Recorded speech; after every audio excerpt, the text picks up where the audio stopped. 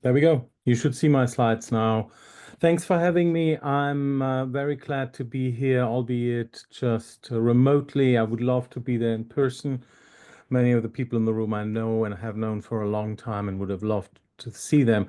My talk today has two main parts. I'm going to talk about one of the ontologies we're developing as part of an NIH-funded project, and I'm also going to shed some light on the use of AI, including ontologies, at my institution, the University of Arkansas for Medical Sciences in Little Rock.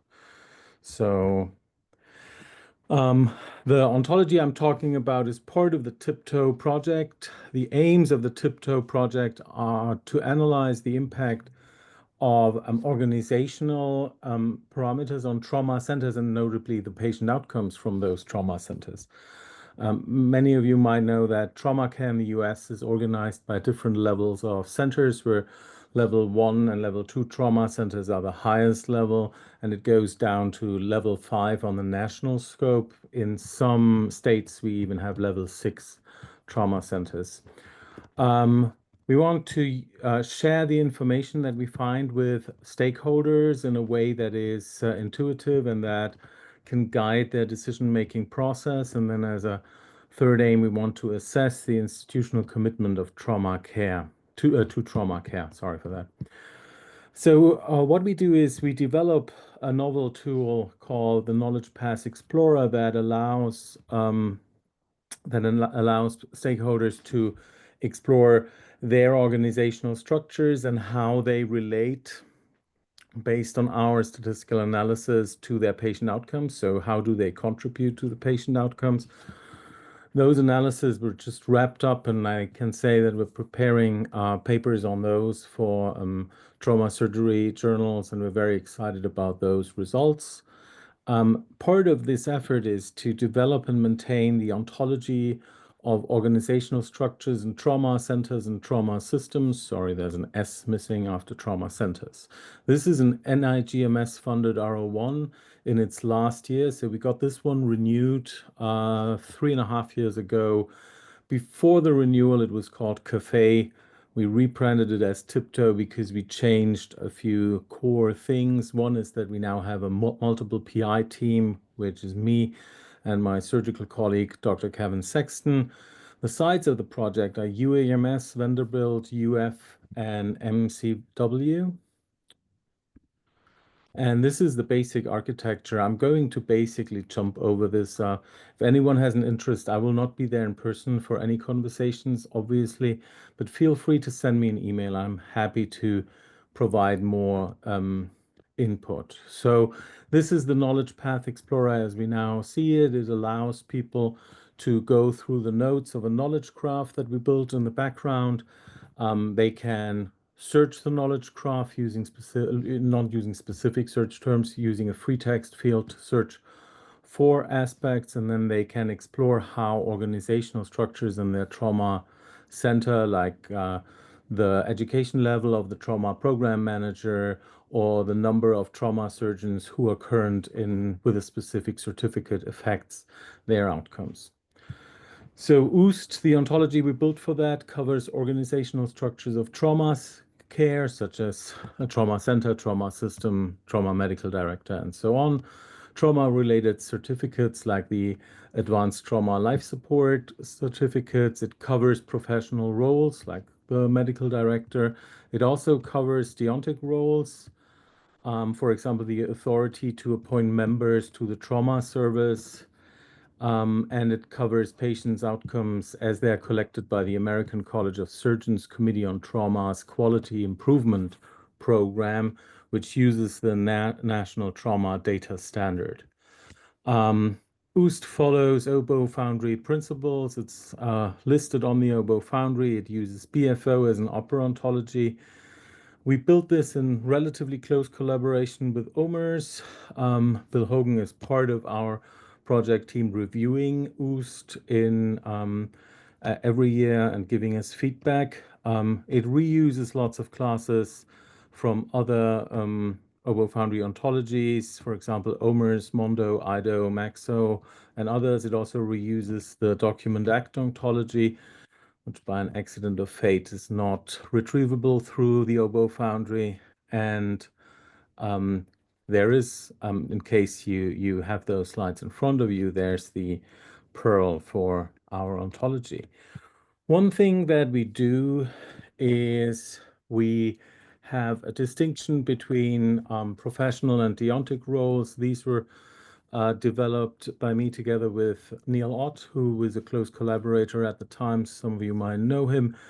And we keep separate the professional roles of, for example, a trauma medical director or a trauma program manager from what the privileges that each individual trauma program manager, trauma medical director might hold in their institutions. That is really important to assess these organizational structures. Here is a quick example of that. So this would be a trauma medical director who has also the authority to add people to the trauma panel. And that is actually one of the things we specifically look at.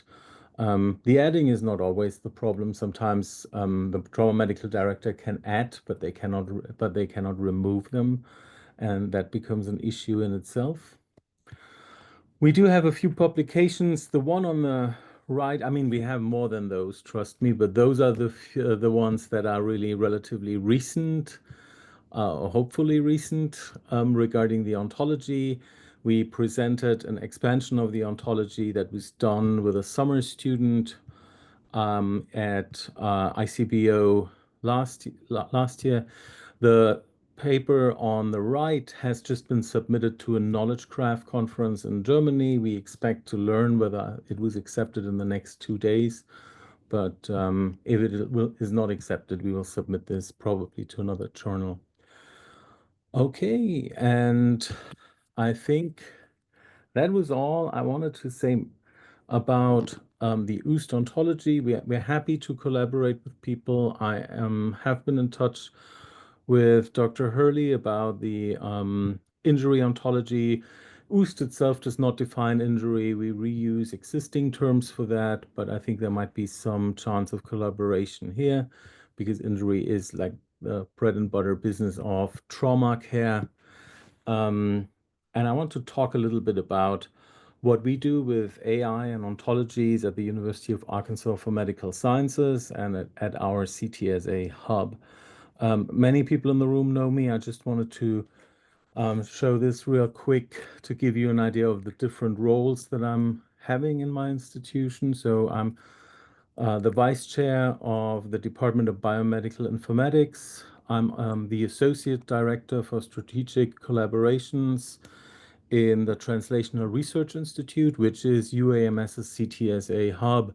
And I'm also the academic program director for the clinical and translational science programs. We have a PhD program, a master's program, and a certificate program in clinical and translational science of the UAMS Graduate School.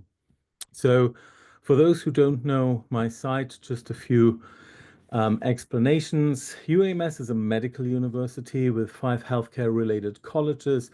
The academic home of artificial intelligence and ontologies is the Department of Biomedical Informatics and the College of Medicine. So this is important to remember. We don't have a computer science department on our campus and in our institution. Of course, the state of Arkansas University system or the University of Arkansas system has computer science on different campuses, and we collaborate with those.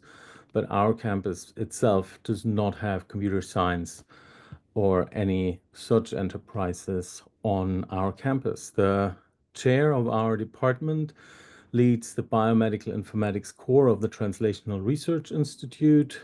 And in addition, we have an Institute for Digital Health and Innovation at UAMS, whose director is also a DBMI faculty member. That is an effort that has grown out of telemedicine approaches, which were really crucial in a very rural state like Arkansas, but is really another driver for AI in our institution. This is a quick overview. The TRI, again, is our CTSA hub, and you can see some of the activities that we're currently doing DBMI and TRI partnered and doing an AI symposium that was highly practice oriented and got really good reviews from our participants on artificial intelligence. That included a talk about using ontologies to harmonize data for machine learning usage. We're planning a course in artificial intelligence together with the Translational Research Institute. This is not going to be a course primarily for the academic programs. This is a course that is a campus-wide education opportunity, and it will also contain a section about ontologies, the use of ontologies, especially in data harmonization to prepare data for consumption by other artificial intelligence tools. CTSB2 is the Translational Research Institute's pilot program that is a funding opportunity that funds researchers to prepare to submit extramural grants. I'm the director of that program, and our last call for submissions was actually specifically on artificial intelligence projects. And then lastly, CERC, which is our central service line that is run in partnership between TRI and the Department of Biomedical Informatics for people to request biomedical informatics service. We have invested some time and some effort into specifically calling out that we're doing AI. And I mean, I don't want to disrespect anyone, but we just found out many of our clinical researchers they think of informatics service as, oh, they set up a REDCap database for me, and they do a data use agreement for my grant. They don't necessarily know that the same people who are doing that, or at least the same group of people, could also help with their artificial intelligence needs. So we're in an implementation phase where we will specifically call out that CERC is also providing artificial intelligence assistance and services. Then again, I already mentioned the Institute for Digital Health and Innovation. DBMI is working very seamlessly and closely together. UAMS has started a campus-wide annual AI workshop that is organized by one of our vice chancellors. So this is really obviously something that's close to the heart of the highest level of our institution. And both the Translational Research Institute, the Institute for Digital Health and Innovation, and DBMI provide input on that meeting. The next slides basically go over some detail. This is just and I'm just going to check that I did not forget anything in what I already said. Again, the Comprehensive Informatics Resource Center is in a process of implementing changes that we have decided upon, and we had good success with the workshop. I think this is all I had, and yeah, I think I managed to get us back in time. So thank you for your interest. Please send me an email if you have any interest for collaboration. I work on multiple ontologies, not just OOSTT. On some of them, I'm just a lowly collaborator joining the meetings. On others, I'm driving the car more or less. But feel free to be in contact. We're excited to collaborate. We have more AI and ontology experts in our department. I want to name Dr. Jonathan Boner, who some of you might know, and he's a crucial member of all of our AI efforts in the department and in the Translational Research Institute. And with that, I'll shut up. Thank you so much, and I hope to see you all soon.